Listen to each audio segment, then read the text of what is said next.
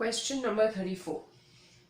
A welding fuel gas contains carbon and hydrogen only.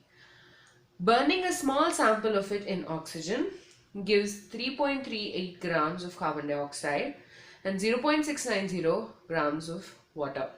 A volume of 10.0 liters at STP of this welding gas is found to weigh 11.6 grams. So we need to calculate the empirical formula, the molar mass of the gas and its molecular formula. So from the question, it is obvious that this particular gas has only two elements, that is carbon and hydrogen. And for calculation of the empirical formula, we need to know how much is the percentage of these two elements in that particular substance. So carbon dioxide, whose mass is 44 grams, has 12 grams of carbon, and the mass which is obtained of carbon dioxide in this particular reaction is 3.38 grams. So from this we can deduce the mass of carbon as carbon over carbon dioxide, 12 grams divided by 44 grams into 3.38 grams. So this and this will get cancelled, leaving behind 1 unit of gram. This is equal to 0.092 grams. Next, we need to calculate the mass of hydrogen. So H2O and H. So basically 1 atom of hydrogen weighs 1 gram. Okay, I mean like in 18 grams of H2O, the mass of H2 is 1 gram. So mass of H would be, or mass of hydrogen is equal to 18 divided by 1 into 0.690 grams. This gives us 0.077 grams. So the first step, we've just taken the two elements, carbon and hydrogen, and we found the mass of hydrogen and carbon. So this basically 44 grams of carbon dioxide has 12 grams of carbon, and 18 grams of 18 grams of H2O has 2 grams of hydrogen. So from that we have simplified and we have gotten the masses of carbon and hydrogen. From this we can calculate the mass percentage. Basically we can calculate the percentage of the amount of hydrogen and the amount of carbon. So percentage of C will be equal to 0.092 divided by 0.092 plus 0.077. This gives us, since it's the numerator and denominator has grams in it, they both will get cancelled. This has to be multiplied with 100, and this gives us 92.2%.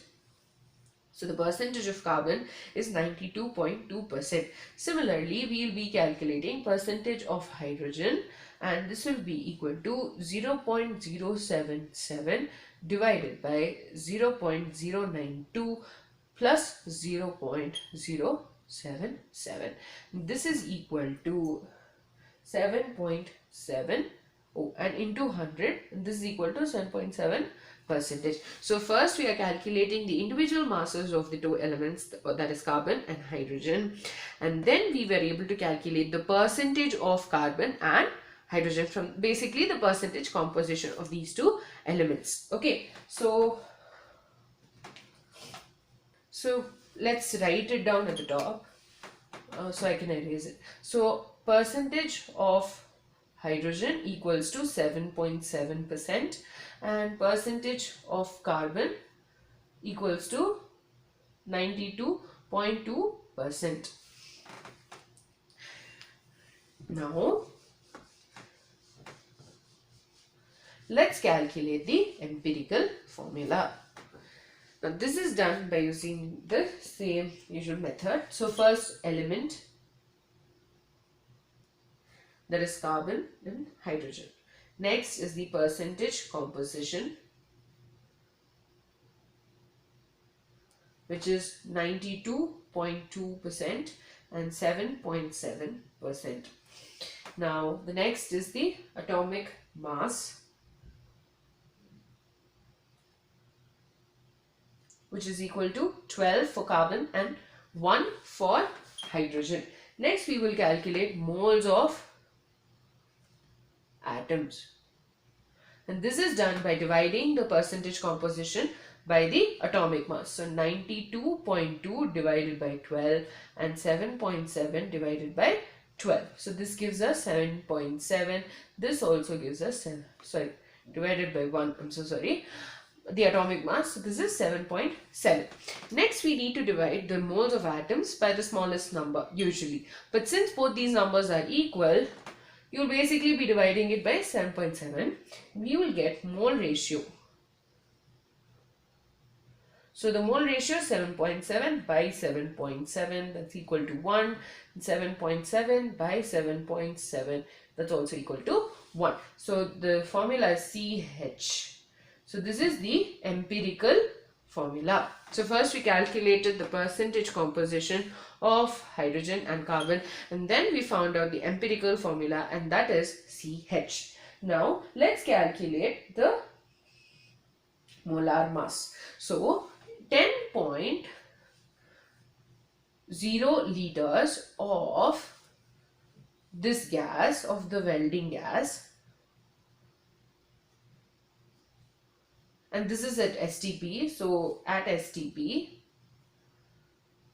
equals to, it weighs 11.6 grams. Right. Now, if we want to calculate the molar mass from the various relationships in between the moles, we know that the gram atomic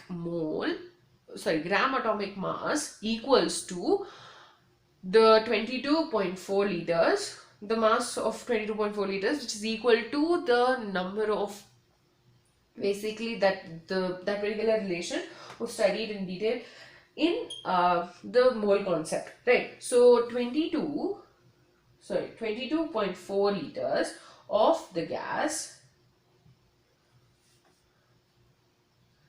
right, or the welding gas at STP will weigh how much?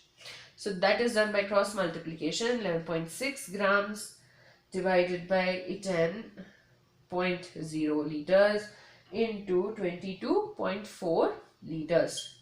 So you will be left with 11. The gram as the unit, and this is simplified to 226 grams per mole. And since we are considering the molar mass, 26 grams per mole. So first we know the 10.0 liters of the welding gas at STP is 11.6. Based on the various laws that we had studied, we know that 22.4 liters of the welding gas will be equal to its molar mass. And so 26 grams per mole is the molar mass of this particular gas. Now we need to calculate the molecular formula. So from the basic relation of from the basic relation, we know that N equals to the molecular formula mass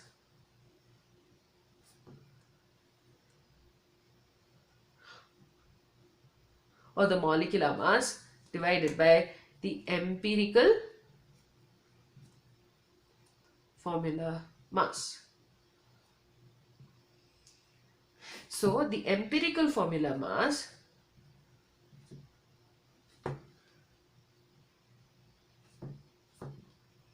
equals to CH, right? So 12 plus 1, that's equal to 13. We know the molecular mass equals to 26. So N equals to 26 divided by 13, that is equal to 13 twos are. So the molecular formula